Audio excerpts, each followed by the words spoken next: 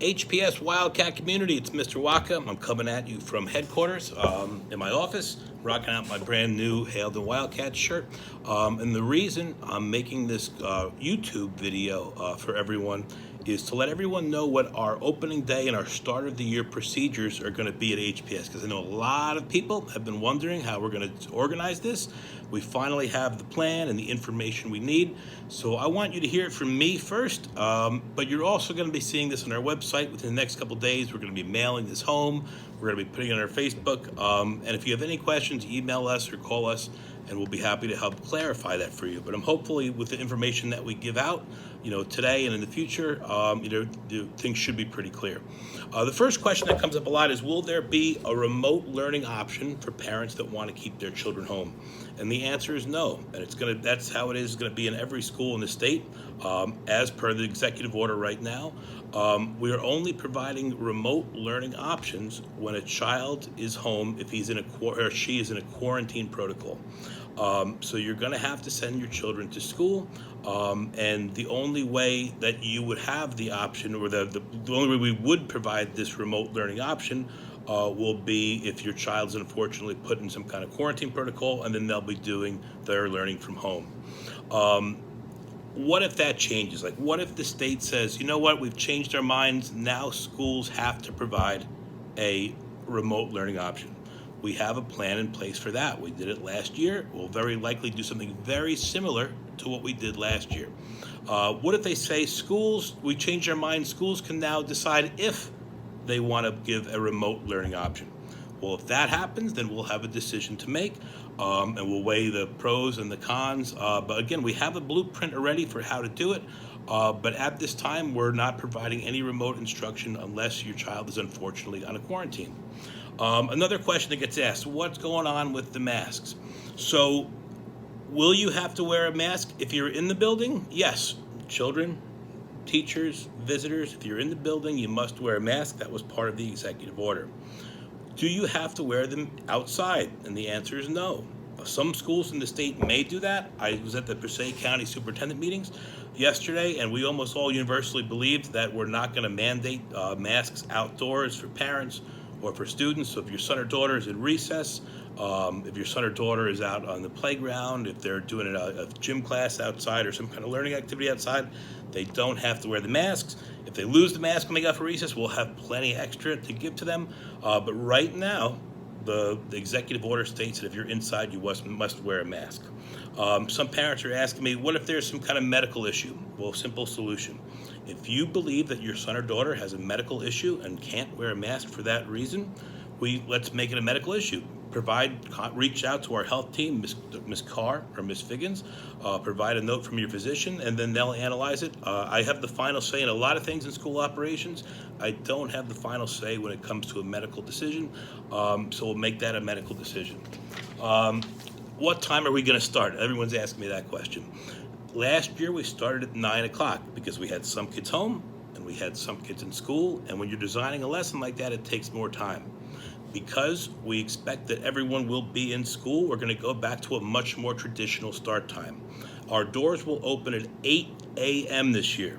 And you might say, how come you're not opening at 7:45 like you used to before COVID? Good question. I have to make sure we have contact tracing protocols. So before COVID, kids would go right to the cafeteria that wanted breakfast, and they'd sit wherever they wanted. They'd eat their breakfast, and they'd go to their homeroom. Now, because we know that we can give food in the classroom, the kids are going to go right from their classroom, from the front door, right to their classroom and eat there. So we'll know where they sat in the classroom. So if we have to do contact tracing, we'll have it that way. But we just don't have enough staffing in the morning, and the amount. Some kids come for breakfast some days in the past, some kids don't come other days. We just wouldn't be able to do it, the contact tracing, to the level that would be our standard if we had breakfast in the morning in the cafeteria. But we will have breakfast at 8 o'clock, after 8 o'clock in the homeroom, so that your child can walk right in, go right to their homeroom, and they have a hot meal for free. People are asking me, will there be recess outside? The answer is yes. Will they have to wear masks outside for recess? No, unless they want to, then they can. If the child wants to, that's fine. If it's nice out, they can go outside. There were some stories about the uniforms. We're opening back up a school with over 1,000 kids after a pandemic where not everyone decided to come back last year. I don't want the uniform being an issue the first couple months of the year. I don't. So at least not until after Thanksgiving, I'm not going to look to enforce any uniforms. I just ask that you send your child in a white top or a black top or a red top, so it's easier for us to identify who's one of ours and who might not be one of ours. Another question that comes up is, and I'm almost done, is student transport or student transition. Will kids be in the same room all day long like they were last year? And the answer is no. Students are going to go to their classrooms like they would have before COVID. They'll still be wearing masks, but I know I visited classrooms quite a bit last year, and I saw the lethargy that some kids had, especially in their middle school, when they're stuck in that same room all day long. So we're going to go to a traditional schedule where you're in your room for a certain amount of time, then you go to the next room. And our data is showing us that the viral spread is mostly through airborne pathogens, not nearly as much through touching. We're still going to clean and sanitize to the best of our ability after school, but we're going to have the kids transport throughout the day. Will the playground be open after school? Well, I think it's logical to say yes. It's been open this entire summer for our summer camp. The kids have enjoyed it. And if I'm going to open up the playground for recess, why would I not open it up after school so long as the weather is nice? Another great question is, what happens if my kid's vaccinated and I get contact traced?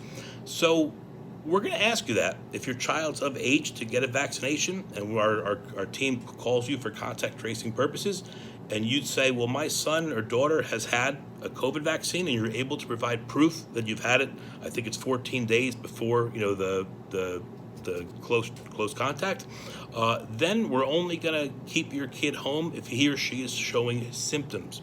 But if they're asymptomatic and they've had the shots, then right now we don't have to quarantine them, so that's the procedure we're going to do if they were a close contact. I know the kids are going to ask this question, will there be sports? And the answer is yes. We have a soccer schedule. We have, for boys and girls, we have the wrestling and the basketball scheduled, so we expect to play. So athletes, play hard, play smart, play well. And what will lunch be like? So you're going to go to the lunchroom. You're going to have assigned seats. I know that not every kid loves having an assigned seat, so you can be mad at me for that, but it's for contact tracing purposes. But you're not going to be eating lunch in a classroom right now. You'll be eating in the cafeteria. And the most important question, will this be a successful school year? And the answer is yes, it will be. We're going to make mistakes because, even though we've gone through this before, now it's going to be a little bit different. And we're trying new things. But I thought we didn't make the same mistake twice last year, and we learned from all our mistakes, and I thought the kids did great. I thought parents were amazing. So it's going to be a successful school year. Everything could change. We know that. Everything could change. So we're going to be prepared internally for some of the changes that we expect could potentially happen. But anything we're doing now could change, and it's up to us to make sure that we communicate any changes that are necessary, and show you the logic behind them. But this is the way we're going to start the school year this year. You'll get mailings about this. You'll get Facebook posts, like I said. I might even make some more YouTube videos. But I'm really looking forward to seeing a building full of Wildcats again, and I think we're going to do well. Thank you for your time. Go Wildcats.